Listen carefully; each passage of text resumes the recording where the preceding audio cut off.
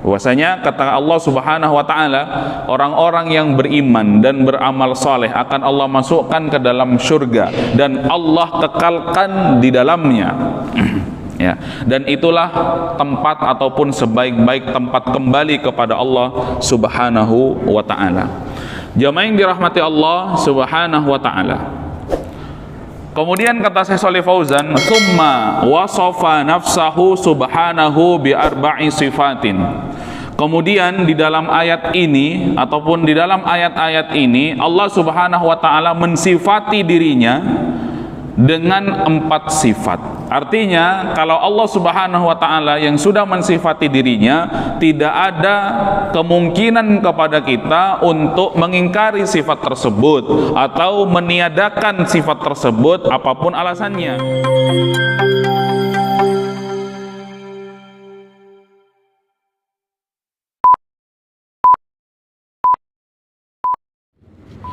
Bismillahirrahmanirrahim. Assalamualaikum warahmatullahi wabarakatuh. Innal hamdalillah nahmaduhu wa nasta'inuhu wa nastaghfiruh wa nastahdihi wa natubu ilayhi wa na'udzu bihi min shururi anfusina wa min sayyiati a'malina. من يهده الله فهو المهتد ومن يضلل فلن تجد له وليا مرشدا أشهد أن لا إله إلا الله وأشهد أن محمدا عبده ورسوله لا نبي ولا رسول بعده قال الله تعالى في القرآن الكريم أعوذ بالله من الشيطان الرجيم بسم الله الرحمن الرحيم يا أيها الناس اتقوا ربكم الذي خلقكم من نفس واحدة وخلق منها زوجها وبث منهما رجالا كثيرا ونساء واتقوا الله الذي تساءلون به والأرحام إن الله كان عليكم رقيبا وقال رسول الله صلى الله عليه وسلم فإن أصدق الحديث كتاب الله وخير الحديث حديث محمد صلى الله عليه وسلم وشر الأمور محدثاتها ألا فإن كل محدثة في الدين بدعة وكل بدعة ضلالة وفي رواية وكل ضلالة في النار رب اشرح لي صدري ويسر لي أمري واحلل عقدة من لساني يفقه قولي رضينا بالله ربا وبالإسلام دينا وبمحمد صلى الله عليه وسلم نبيا ورسولا ربنا زدنا علما وارزقنا فهما. Alhamdulillah, jamaah rahimakumullah. Mari kita bersyukur kepada Allah Subhanahu wa taala. Hingga detik ini Allah memberikan kita berbagai macam kenikmatan, nikmat iman, nikmat Islam, nikmat sehat dan nikmat kesempatan. Allah Subhanahu wa taala membangunkan kita kembali dari kematian kita. Nikmat yang patut kita syukuri kepada Allah Subhanahu wa taala. Ya ayyuhalladzina amanu taqullaha haqqa tuqatih wa la tamutunna illa wa antum muslimun. Wahai orang-orang yang beriman, bertakwalah kalian kepada Allah Subhanahu wa taala dengan sebenar-benar takwa, dan janganlah kalian meninggalkan dunia ini, dan janganlah kalian mati kecuali dalam kondisi beriman kepada Allah Subhanahu wa taala. Salawat dan salam mari kita haturkan kepada junjungan kita Nabiullah Nabi Muhammad sallallahu alaihi wasallam. Salawat kepada keluarga beliau, kepada sahabat beliau, kepada para tabi'in, tabi'ut tabi'in, dan orang-orang yang senantiasa mengikuti jejak langkah beliau hingga hari kiamat. Kita memohon kepada Allah, mudah-mudahan dijadikan hamba yang mendapatkan syafaat Rasulullah sallallahu alaihi wasallam. Jamaah rahimakumullah. Mari kita lanjutkan majelis kita dalam kitab Tauhid Syarah Al-Aqidah Al-Wasithiyah. Di pertemuan-pertemuan yang lalu pembahasannya adalah itsbat, menetapkan. Pada bab yang ke-17 ini adalah an-nafyu, meniadakan, karena memang konsekuensi daripada syahadat kita adalah an-nafyu wal itsbat, menetapkan bahwasanya Allah Subhanahu wa taala satu-satunya Rabb yang patut dan yang berhak kita ibadahi sebagai seorang hamba. Yang kedua adalah an-nafyu, meniadakan tandingan-tandingan selain Allah. Maka di bab yang ke-17 sudah kita awali di pertemuan yang lalu, kita lanjutkan dalil-dalil yang disampaikan oleh Imam Ibnu Taimiyah dalam menjadikan landasan bahwasanya Allah Subhanahu wa taala la syarik. Allah Subhanahu wa taala tidak ada serikat baginya, tidak ada tandingan baginya.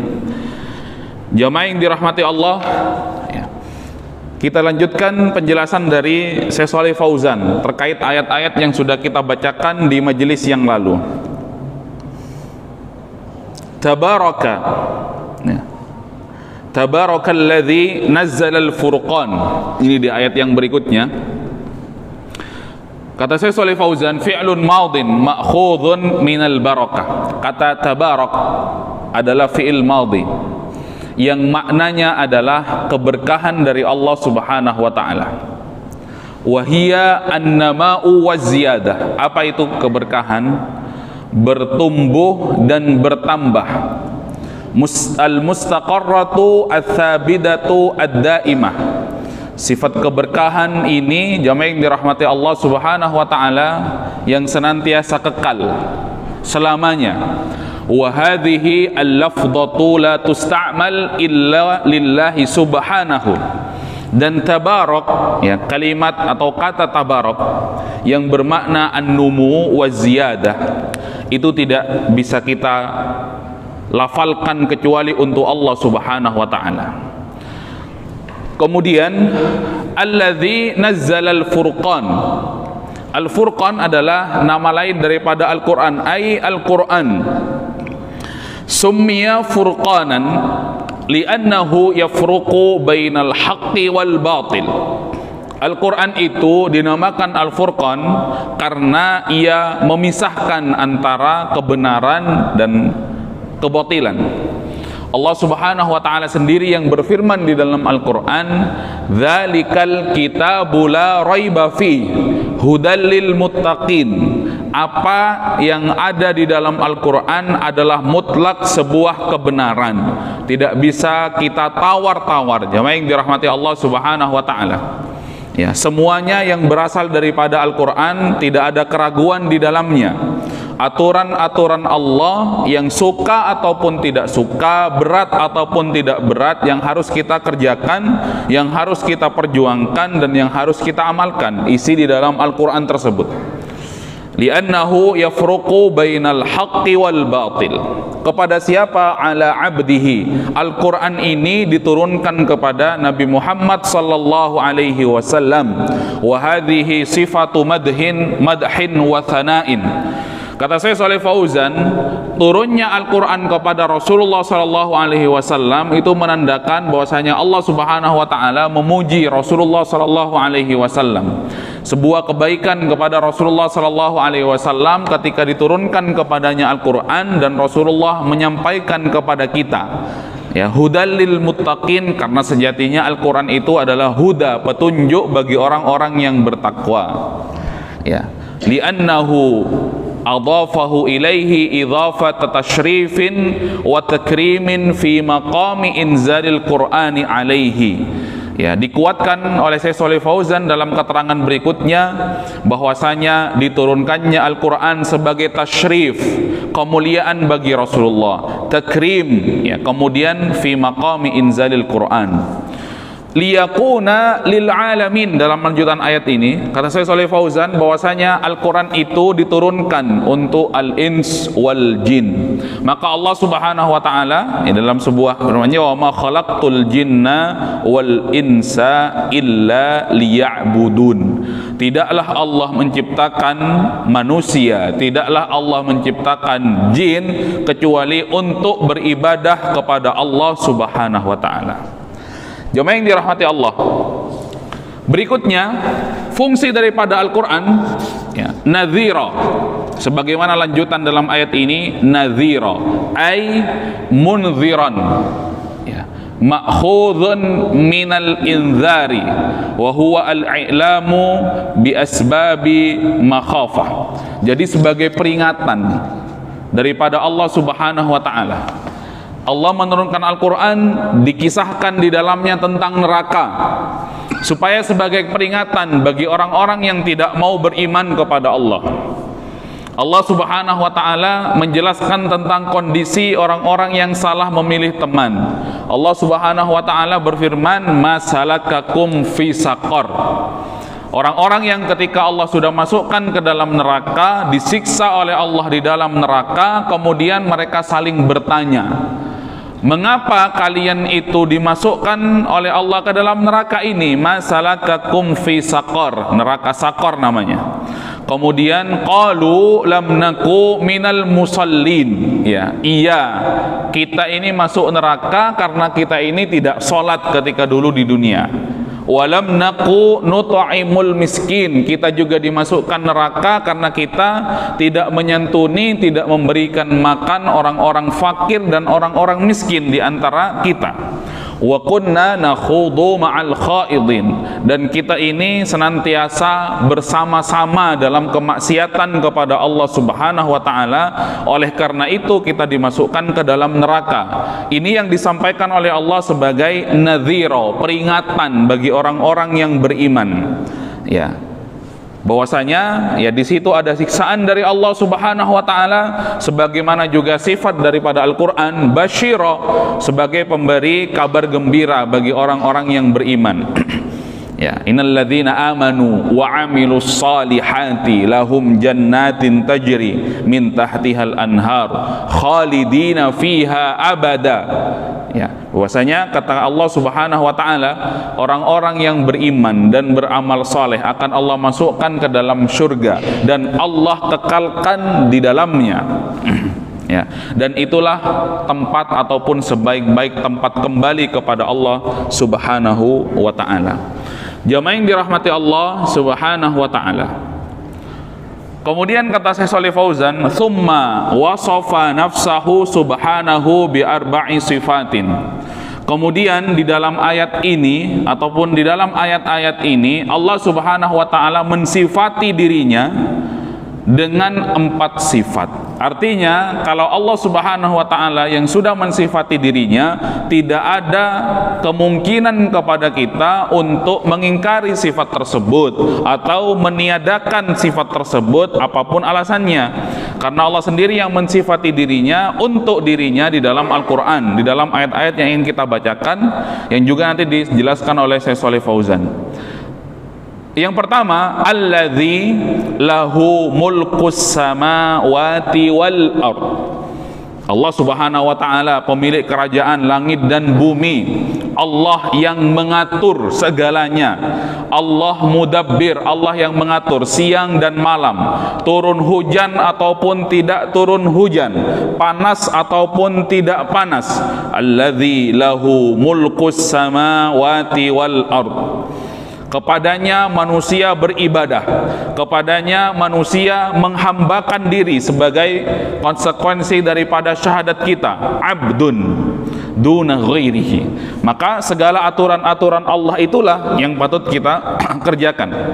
Karena Allah Subhanahu wa taala yang merajai ini, kemudian Allah Subhanahu wa taala yang mengatur semuanya.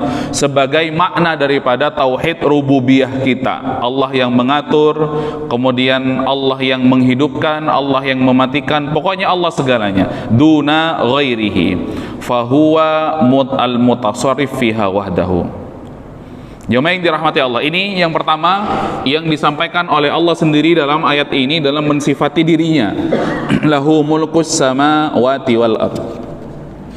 Yang kedua, walam yattakhidh walada. Sifat yang kedua bagi Allah adalah, dan Allah itu tidak beranak. Jemaah yang dirahmati Allah, Ini yang menjadikan Allah itu murka ketika seorang hamba anda'awa lirrahmani walada.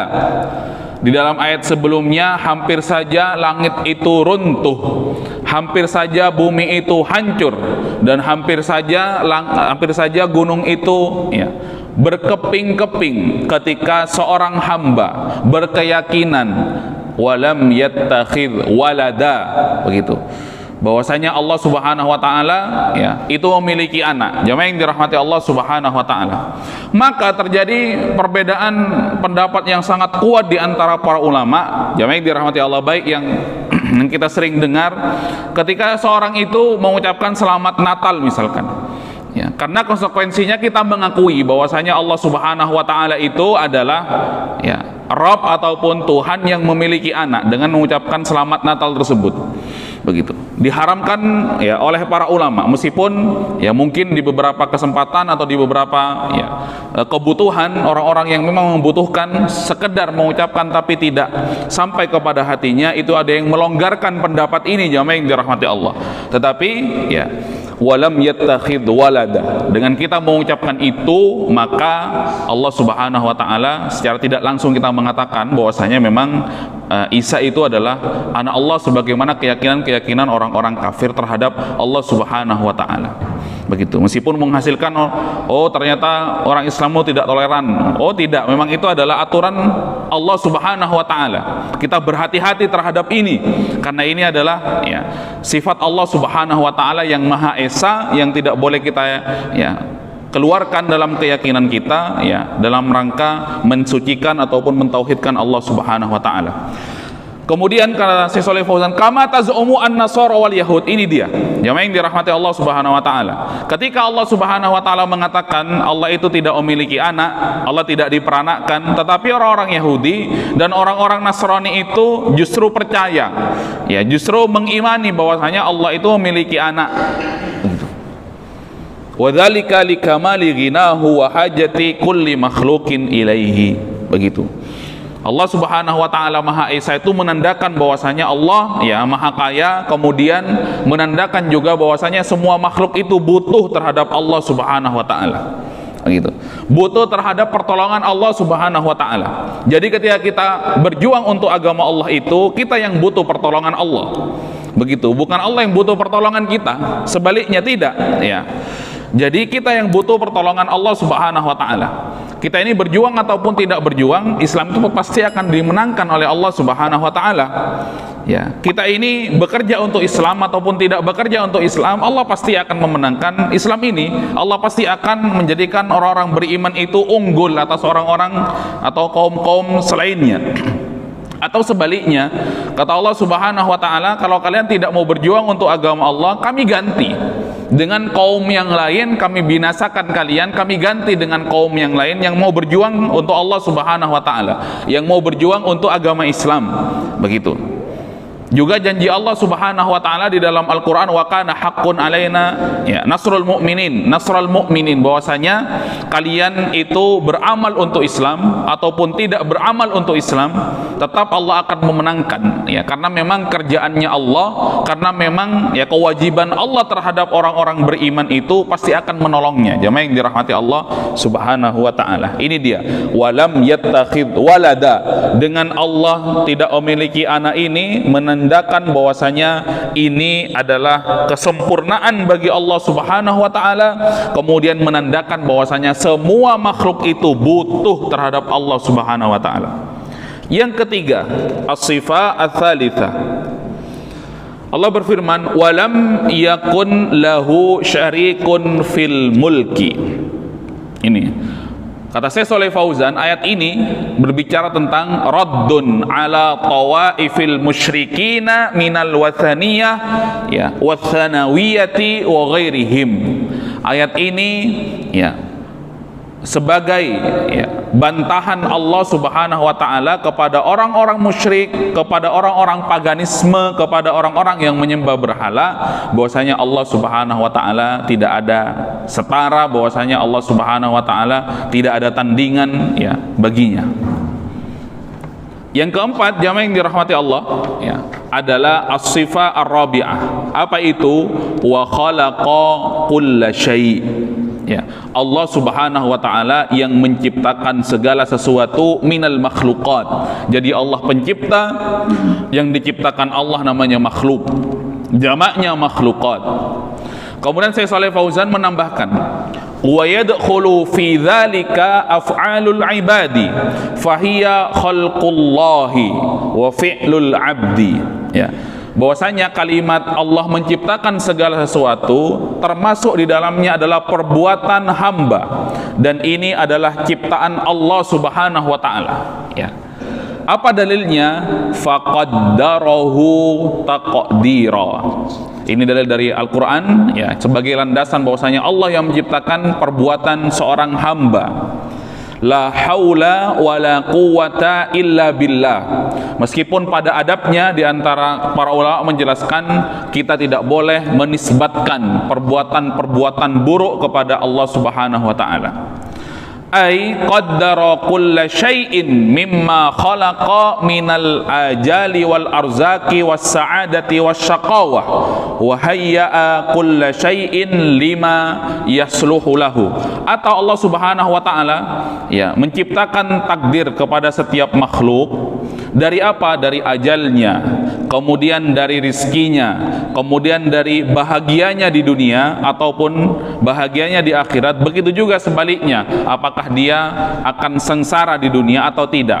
Wa hayya'a kulla syai'in lima yasluhu lahu.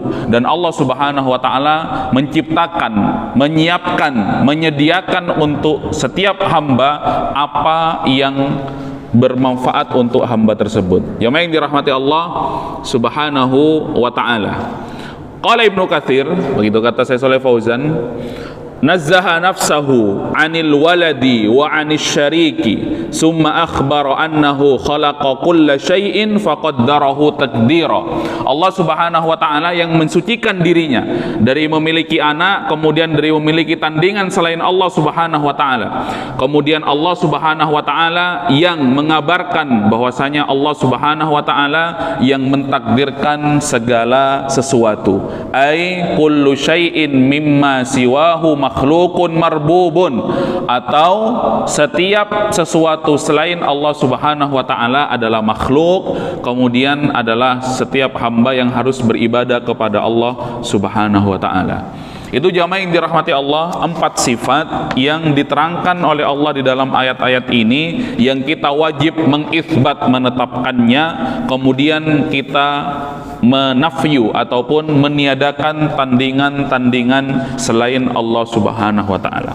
Jamaah yang dirahmati Allah, mungkin sementara cukup sekian dari pembahasan dari bab yang ke-17 ini. Kita teruskan di pertemuan yang akan datang insyaallah. Di sini masih ada beberapa ayat yang belum dibahas dan belum disampaikan penjelasannya oleh Syekh Shalih Fauzan, dan kita bacakan insyaallah di pertemuan yang akan datang. Jemaah yang dirahmati Allah, ya, mudah-mudahan bermanfaat, ya. Apabila ada baiknya datangnya dari Allah Subhanahu wa taala, apabila ada salahnya ini datang dari kami yang tidak lepas daripada kebodohan-kebodohan kami. Subhanaka Allahumma wa bihamdika asyhadu an la ilaha illa anta astaghfiruka wa atubu ilaik. Wassalamualaikum warahmatullahi wabarakatuh.